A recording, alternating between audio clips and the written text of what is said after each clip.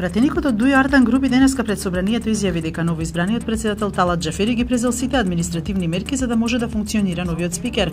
Групи додаде дека се подготвени сите документи за испраќање во службен весник и се надева дека оттаму нема да има никакви опструкции. МВР соопшти дека до основното јавно обвинителство Скопје дополнително достави 3 последни известувања околу сознанијата на истрагата за неколку лица за насилните протести во собранието од 27 април. Се работи за лицата кои учествувале во отстранување на претходно поставената блокада на вратата од внатрешната страна од главниот влез на собраниската зграда. На варварски начин група хулигани организирано го загрози уставниот поредок и безбедноста во собранието во четвртокот, ден кој ќе биде запаметен како крвав во историјата, соопштија денеска од движењето Беса преку својата представничка Њом Заимери.